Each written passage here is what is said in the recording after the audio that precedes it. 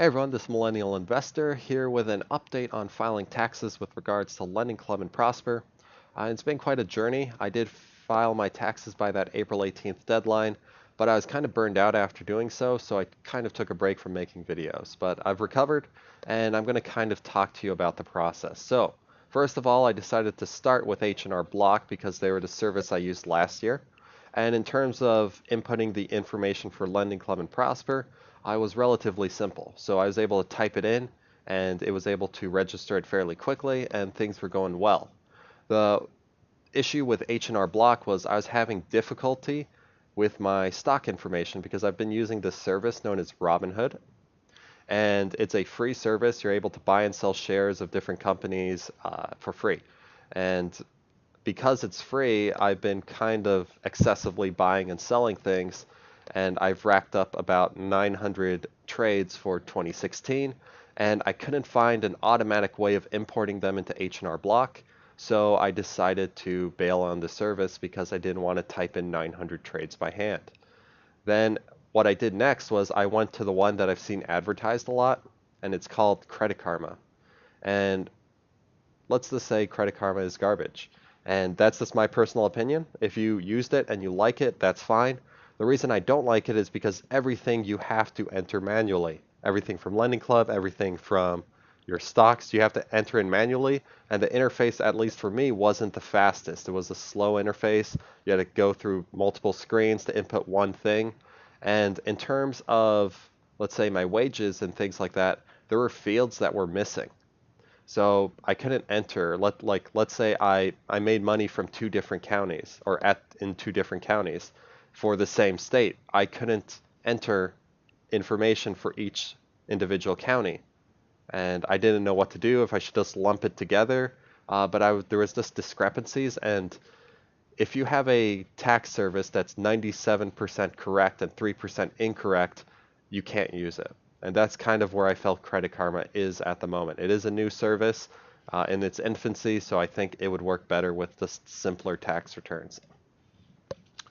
And as a result, I had to move on to the service that I've heard a lot of things about, and I was kind of trying to avoid because I know there's a lot of fees involved and costs, but I didn't really have much of a choice, so I jumped onto the TurboTax boat.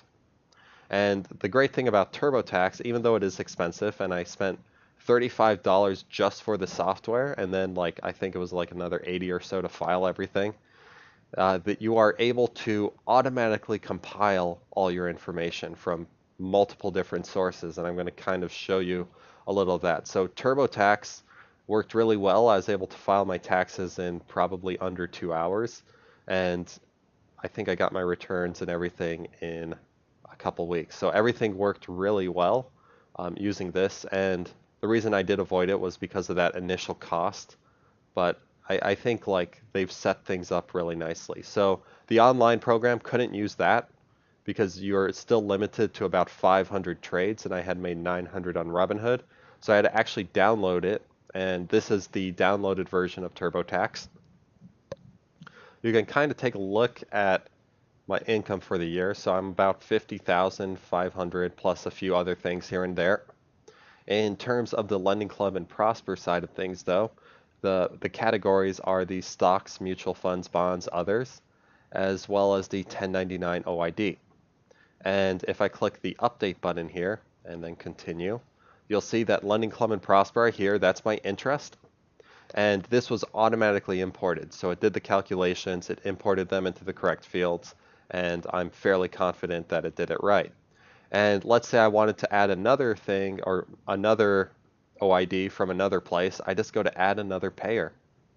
And it will say hey, we got all these partners. Do you want to import some information from a bank or brokerage?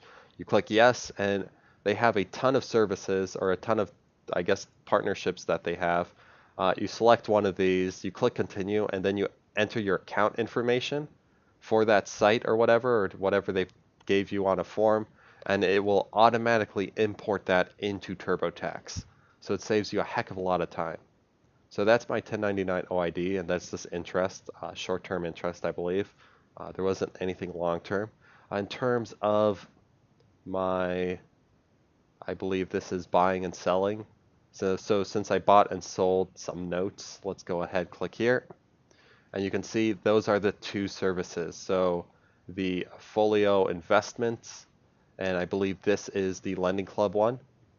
So I was automatically able to import this, and if I went ahead and I clicked edit, you can see that it has all the notes here. And I didn't type any of these in.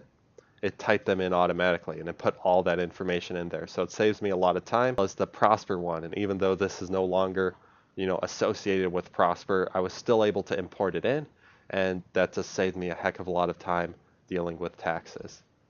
So, the conclusion of this video is if you want to work with Lending Club and Prosper, and if you want to buy and sell shares with Robinhood, that currently I think TurboTax is the way to go. So, yeah, it it was a pretty interesting process. I probably spent close to 2 days working with different tax softwares and things like that, but this was the best option for the time I had. So let me know your thoughts, what you use, if you use TurboTax or another software, or if you know how to import things easily into H&R Block, or your thoughts on Credit Karma, because I'm kind of curious to know. But other than that, this is the Millennial Investor signing out. Peace, everyone.